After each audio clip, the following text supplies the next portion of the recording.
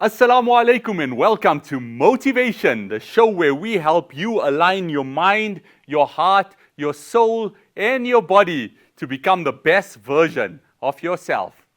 My name is Muhammad Kesem, and it has been a wonderful honor to share this beautiful month of Ramadan with you. As we move past the halfway mark, I hope that everyone has implemented the eating habits and the training habits that we have spoken about.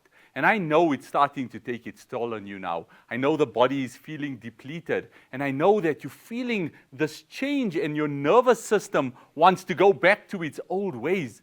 But this is where the true strength comes in. This is where you are being broken down to build yourself up into a better version. So how do we go about building ourselves up into a better version?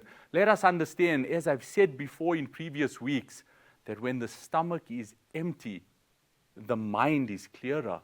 And when the mind is clearer, we're able to go internal. And when we go internal, we can start seeing our flaws and our faults, also known as the shadow side, as the psychologist Carl Jung put it. What is the shadow side? What is this part of us that sits in there that has the worst things within us? And you know what it is. I know what it is. But have we really dealt with it? And as it starts rearing its head during this Ramadan, and as it starts rising up, I want each one of us to go into the shadow side and understand, why do we have these feelings? As our stomachs are empty, the mind is able to see it. And when the mind sees it, say to yourself, what habits can I change to replace this dark, shadowy side that's inside of me? What habits can I change that allows me to remove this and create new, beautiful, wonderful habits that will make me a better individual? The shadow side is a side that can rear its head and make us question ourselves, even in a month as beautiful as Ramadan. It can make us question, what is it that's going on in our minds? Why is this going on? But instead of pushing it one side, let us deal with it. As an example, if you are craving to do something that you wouldn't do in Ramadan, don't just push it one side. Ask yourself, why am I craving this? Is it because I'm hungry? Is it because I'm tired? Is it because I'm bored? Or is it the only thing that my nervous system knows what to do when I feel this way? And in answering those questions, you will be able to understand yourself a lot better. Then we take the wrong that we would have done and change it into something beautiful. Change it into some habit that will make us feel incredible. Charles Duhigg, in his book, The Power of Habit, stated that all a habit is the thing that we do between a trigger and the result. So if there's a trigger and something that triggers us, we go to the habit. And when we go to that habit, it gives us the result that we want or the feeling that we want. So in order for us to change as human beings, we need to just change the habit. The trigger will always be there. But let us inculcate beautiful habits, and let's learn in this month the things that we can do. When we eat the correct foods, how does that impact us? When we are getting angry, how does that impact us? When we are feeling down and dejected, how does that energy impact us? And then we change those things, and we start putting out positive energy, and we start looking after our temper, and we start controlling our tongue, because we're already controlling what goes in our mouth. It is time that we control what comes out of our mouth as well. So we need to learn ourselves and change the bad habits that we had before Ramadan. Change it in Ramadan. 30 days. Scientists say 21 days and you create new habits. We've been given 30 days to change our habits. And each one of us needs to change it. But do not just push the old habits aside. Deal with them. Understand them. Learn them. Internalize them. Contemplate them and watch how it changes. And one of the greatest ways to doing that is by fixing up your sleep patterns. I know it sounds strange, but the reality is sleep is the most important part of a human being's health, because without it, we will not be able to function properly. Without it, we will not be able to have a clear mind. There was a study done in the University of California where they took 5,000 participants, 2,500 in Group A, 2,500 in Group B. And they gave each one of them the exact training regime, the exact amount of calories that they were required to eat, and 6 hours of sleep. So it sounds exactly the same.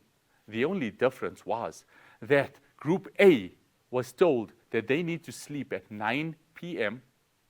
and wake up at 3 a.m. And Group B was told they need to sleep at 12 a.m. and wake up at 6 a.m. Doesn't sound very different, but the reality is our skin is the receptor of light and darkness. And through these receptors, our body knows when it is day and when it is night.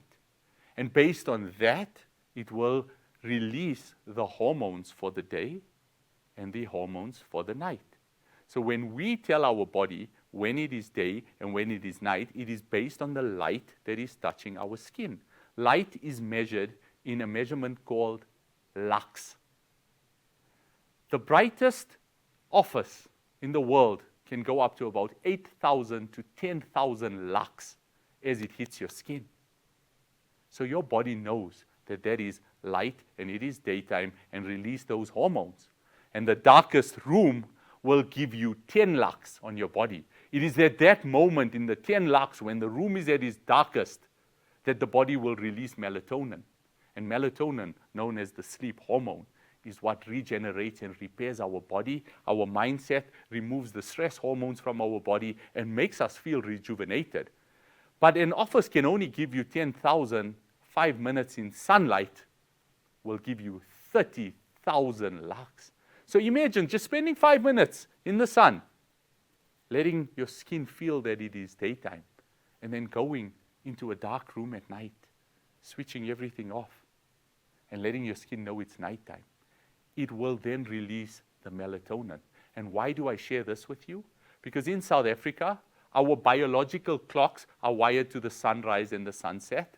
And the best time for melatonin release, according to studies in South Africa, is between the hours of 10 p.m. and 2 a.m. And when you are in your deepest sleep in those hours, you absorb all of that melatonin, and the body rejuvenates and regenerates. Everything heals. These two studies were put based on that. Group A, that was told to sleep at 9 p.m. and wake up at 3 a.m., had a 55% better weight loss than Group B, just because they absorbed the melatonin at its best level. And how beautiful is that in such a wonderful month? We finished Tarawih at 9 p.m., 10 p.m. Go home. If that's not the time that you're going to train, go home. Go straight to your bed. Jump in. Close your eyes. Make a dua. Read a little bit of Quran. And then sleep.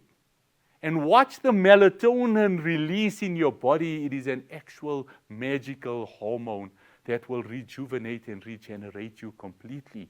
Now we are told we have to wake up around 3 a.m. or 4 a.m. to have our sehri. Is that not, according to the study done in the University of California, the best time for human beings to be doing this, no matter what their calorie intake, no matter what their training regime is? We've been given 30 days to implement this in our life. There is no need to stay up to the late hours and spend 2 or 3 hours sleeping and try and wake up again and stuff some sehri down your face, read Fajr, go back to sleep, and wake up a few hours later again. You are going to feel completely depleted because you're not going to absorb the melatonin that is required. Fasting resets all of your hormones. And when the hormones are being reset, it is our duty then to be disciplined enough to be able to take those hormones and take it to a higher level, to be able to take those hormones and get the best out of it. Our body is giving us a chance. We need to take this opportunity. And as we align our soul to this beautiful month, let our body move into alignment with the soul. Because the body is the transportation of the soul from this world to the next. So should we not give it the best possible transportation? Should we not give it the best possible opportunity to be able to be transported in the most luxurious, comfortable, healthy human body that Allah has entrusted us with? So the best way to do that, fix your sleep. Stand in the sun for a few minutes in the day. Sleep in a dark room. Talk to your body internally. The dua, when looking into the mirror, states, "Oh Allah, beautify my inside as much as you've beautified my outside." And Allah has made us in the most perfect way. The reality is, we need our insides to be beautified as well. How many of us have worked on our hearts, our souls, our nervous systems, our molecules? How many of us are taking care of all of this, of how our kidneys function and what the pancreas does? How many of us are conscious of what we are putting into our mouth because it is damaging our body if we are doing the wrong things? So let's put the right things in our mouth. Let's get proper movements going. Let's then find the right way of sleeping. Let's talk to our internal biological clock by standing in the sun for 5 minutes in the day, dark rooms at night. Let us learn ourselves inside and out. And in that way, we can become the best versions of ourselves, both inside and out. And Allah, inshallah, will beautify our insides as much as He's beautified our outsides. This is motivation, and let me motivate you.